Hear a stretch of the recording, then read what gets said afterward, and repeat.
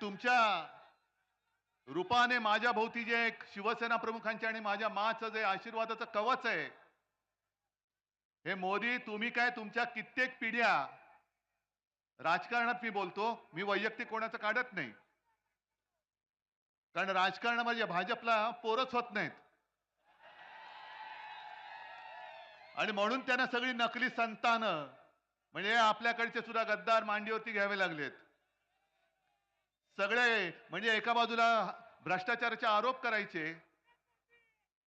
70,000 कोटीचा उपमुख्यमंत्री, तर मुख्यमंत्री कितीचा असेल?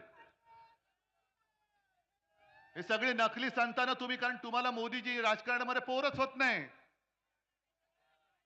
आणि म्हणून आणखीन एक त्यांनी एक नकली संतान मांडीवरती घेतलं, ते तर फारच निघालं वाह्यात.